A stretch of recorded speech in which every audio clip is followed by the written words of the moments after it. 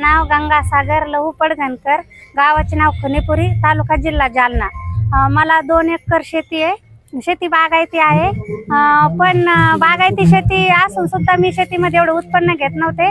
मला पहिले 2 एकर शेतीमध्ये फक्त मी कापूस लागवड करत होते, त्याच्यामध्ये मला ते 15 ते 20 हजाराचं बेनिफिट मिळत होतं। त्याच्यानंतर मी मासिक चर्चा सत्र 5 तारखेला कृषी विज्ञान केंद्र खरपुडी इथे व्हिजिटला जायला लागले। तिथं मी वेगवेगळे प्रशिक्षण घेतले। तिथं त्यांनी शेतीबद्दल बरीच माहिती सांगते। तिथं मग मी शेती कोरडो माझी शेती मी बागायती करायला लागले। कापसाबरोबरच सोयाबीन, ज्वारी, बाजरी, गहू, हरभरा याचं पण उत्पन्न घ्यायला लागले। परत शेतामध्ये राळा, भगर, मोहरी हे पण मी माझं स्वतः पिकवायला लागले। आणि त्याच्यानंतर मला तिथं सोयाबीनवर पण वेगवेगळे प्रशिक्षण मिळालं, सोयाबीन पासून दूध, पनीर तयार करण्याचं। आणि त्याच्यातच मला 30 मार्च 2022ला कृषी विज्ञान केंद्र खरपुडी येथे माझी कृषी प्रदर्शन इथे निवड झाली स्टॉल लावण्यासाठी। मी तिथं स्टॉल लावला दही धपाट्याचा। तिथं आम्हाला तेव्हा याचं सीजन होतं ज्वारीचं, पण आम्हाला तरी पण तिथं 3 महिला गटातल्या आम्हाला 200 ते 300 रोजगारी पडत होती। पण शेवटच्या दिवशी अचानक एका महिलांनी मला हुरड्याचं पीठ मागितलं, तर 30 मार्च 2022 पासून मी माझा स्वतःचा उद्योग तयार केला हुरड्याच्या पिठाचा।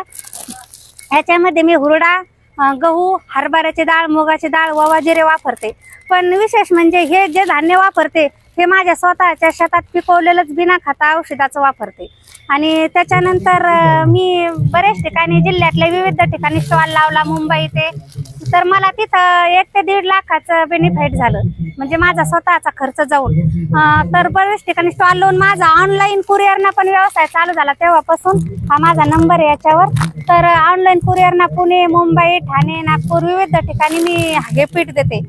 तर याच्यात 2-3 प्रकारचं पीठ तयार करते मी, हुरड्याचं पण करते, भाजणीचं मिक्स पीठ पण तयार करते, आणि भगर राजगिराचं पण पीठ तयार करते। ह्या व्यवसायावर एवढंच न करता मी माझ्या गटातल्या महिलांना पण याच्यामध्ये समाविष्ट करून घेतलेले। त्या मला स्टॉलला नाही येत त्या, कारण त्यांचा शेतीचा उद्योग असल्यामुळं, पण त्या मला धान्य देत्या, गहू, ज्वारी, बाजरी, हुरडा लागणारं धान्य, डाळी। त्या महिलांना म्हणजे माझ्या बरोबर मी त्या महिलांना पण याच्यामध्ये जॉईन केलेलं आहे। त्या पण त्यांचा पण स्वतःचा उद्योग व्यवसाय चालू झाला। त्याच्यानंतर त्या मला उन्हाळी वाळवण, खारोडे, कुरडई, पापड हे पण तयार करून देते। आता मी इथं स्टॉल लावलेला आहे, तरी पण माझ्या गटातल्या महिला घरी खारोड्या करतात, कारण त्या स्वतःचे पहिले फक्त शेती करत होत्या अगोदर।